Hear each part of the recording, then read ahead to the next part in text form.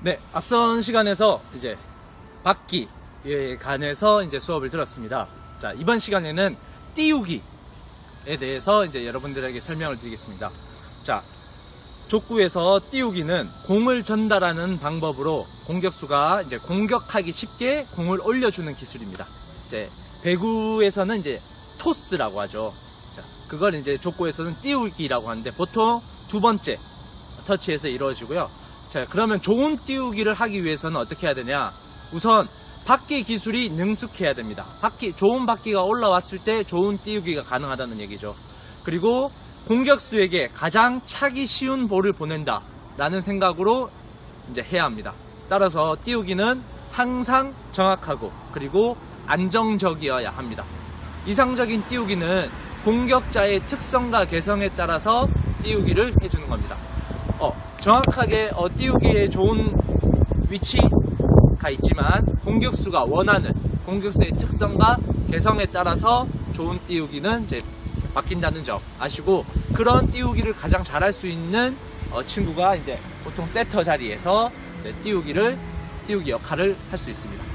자, 그리고 띄우기에서는 총 3가지 띄우기가 있습니다. 크게 속공 띄우기, 두 번째 이동 띄우기, 그리고 세 번째 직상 띄우기, 3가지가 있는데 3가지에 대해서 또 설명을 드리도록 하겠습니다. 네, 먼저 첫 번째 속공 띄우기는 빠른 공격을 할 수 있도록 네트 위 선상에 낮은 높이로 공을 올려주는 기술을 말합니다. 자, 한번 보여드리겠습니다. 네, 속공 띄우기는 이제 상대 수비수가 수비를 하려고 이제 자세를 잡기 전에 빠른 공격으로 득점을 올리기 위한 방법 중에 하나입니다. 자, 그러면 선생님이 어떻게 빠른 띄우기 한번 보여드리도록 하겠습니다. 자, 네트 선상이라고 했죠. 그러면 자, 리시브가 뒤에서 공이 날라왔을 때 라고 가정을 하고 공을 튀기고 이제 하도록 하겠습니다. 했을 때 가볍게, 이거 높죠?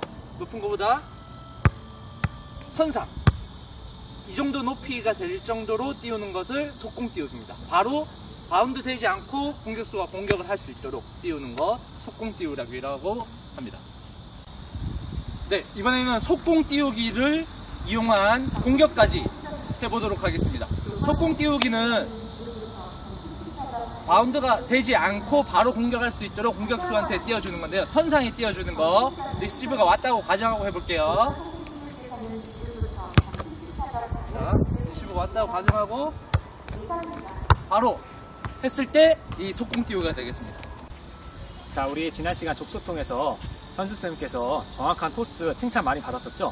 그런 것처럼 속공 띄우기 할 때 볼이 좀 직상으로 올라올 수 있도록 해야지 공격수가 좀 더 편하게 찰 수 있습니다.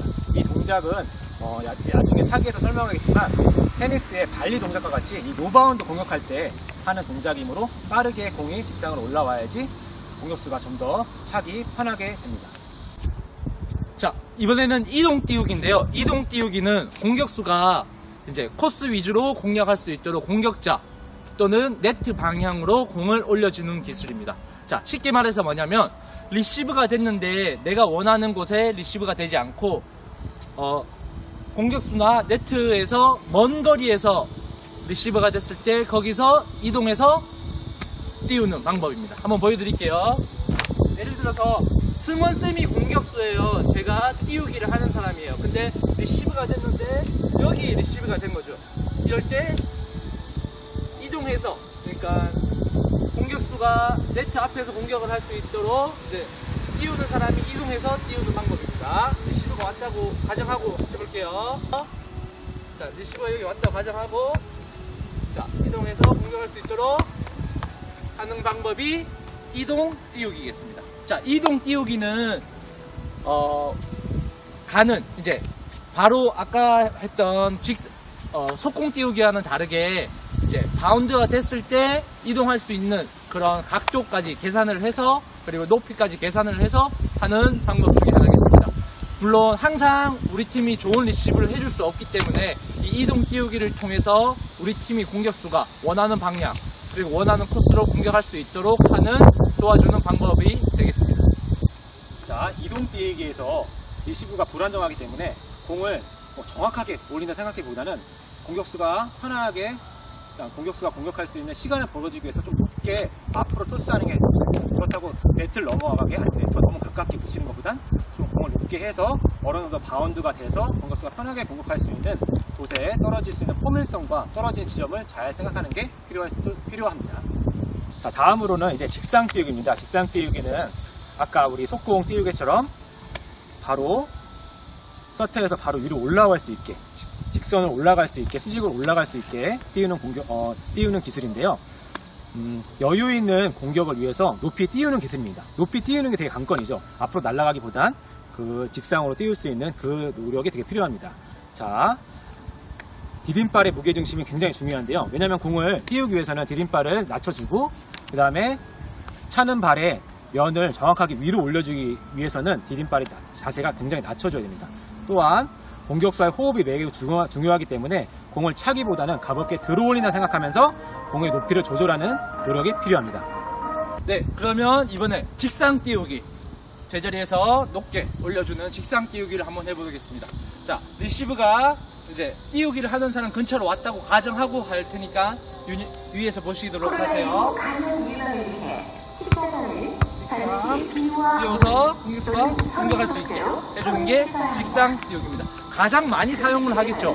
뭐 속공 띄우기, 이동 띄우기, 직상 띄우기 중에서 이제 우리 팀에 안정적인 리시브가 왔다고 생각이 됐을 때는 직상 띄우기가 가장 잘 사용하게 된다는 점 주의해서 속공 띄우기, 이동 띄우기, 직상 띄우기 연습을 할 수 있도록 해보시면 좋을 것 같습니다. 네, 이번에는 족구 경기에서 이제 마지막 마무리를 할 수 있는 공격 스파이크 이제 차기에 대해서 이제 알려드릴 텐데요. 차기는 처음 하는 친구들에게는 사실 쉽지 않을 것 같아요. 그래서 우리 실제 배려 족구나 족구 서브를 할 때는 안축으로 공을 차서 넘기는 방법을 많이 사용하고요. 근데 이제 여러분들이 조금 더 족구에 대해서 흥미를 가지고 조금 더 배우고 싶다 하는 친구들 한해서 이제 차기를 연습하게 될 텐데요. 차기는 뭐 여러 고난이도 방법도 있지만 가장 기본이 되는 서서 차기 그리고 그 서서 차기를 하기 위해서 연습하는 방법에 대해서 알려드리도록 하겠습니다. 먼저 서서 공이 없는 상태에서 서서 차는 방법, 연습하는 방법에 대해서 알려드릴 텐데요.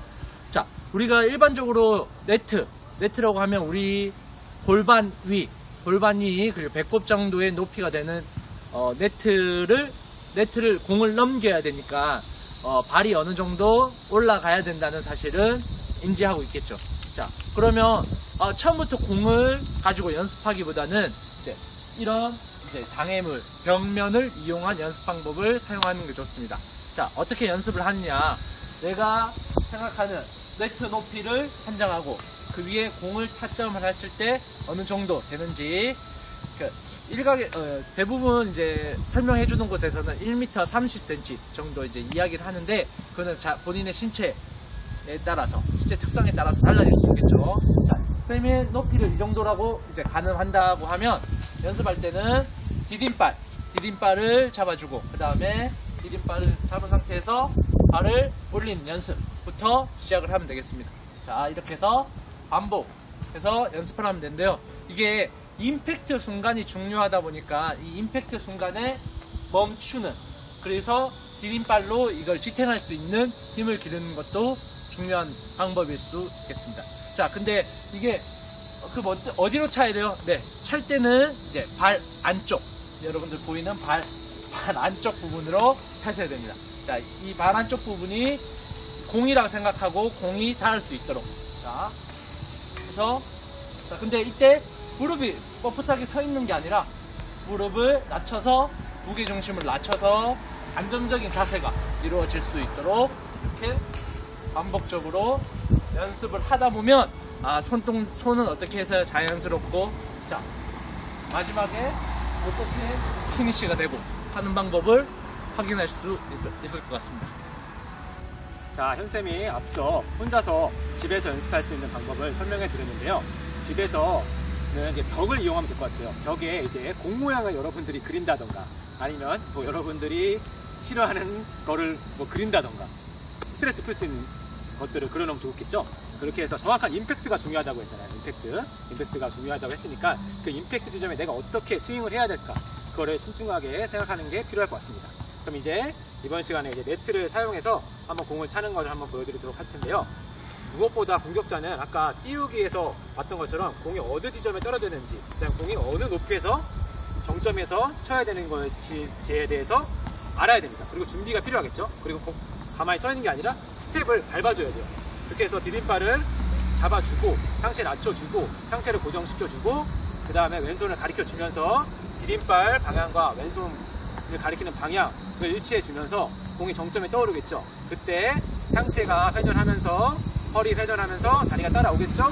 다리를 맞춰주고 내가 위치 가리켜주는 부분, 차는 부분을 정확하게 차면서 임팩트가 이루어져야 됩니다. 그 방법 한번 선생님과 같이 한번 배워볼 수 있도록 하겠습니다. 자, 공이 날아온다고 생각했을 때 떨어지는 지점에 내 공과 나와의 거리가 어느 정도 위치되는지 각자 사람마다 다르기 때문에 그 위치를 파악할 수 있어야 됩니다. 그리고 공이 튀기고 나서 떠오르는 잠깐 머무르는 정점의 시간이 있어요. 그 정점의 시간 했을 때 각자의 타이밍을 맞춰서 준비해 줄 수 있어야 됩니다. 자, 그러면 공이 날아온다 생각하고 한번 차보도록 하겠습니다. 자, 디딤발 위치 짚고 왼손 가리키고, 자, 이렇게 정확하게 상체 회전과 몸 회전 이루어짐으로써 공을 정확하게 임팩트 할 수 있는 그 방법이 서서차기 중에 안축차기의 방법입니다. 네. 자, 지금까지 여러분들한테 족구 차기 방법에 대해서 알려드렸습니다. 물론 승원쌤이 얘기한 것처럼 안축차기 위에도 발등차기, 뭐 뛰어차기, 뭐 여러 가지 방법이 있지만 그 방법에 대해서는 이제 수업에서 이제 또 오시면 이제 궁금한 친구들에 한해서 이제 알려드리도록 할게요. 자, 오늘 배웠던 이제 앞선 시간과 이번 시간을 통해서 받기, 그 다음에 띄우기, 그 다음에 차기를 통해서 여러분들이 족구 수업을 마치고 난 후에는 실제 여러분 친구들과 경기를 할 수 있도록 이제 룰과 다른 것도 갖춰서 연습해 주시기를 바라겠습니다.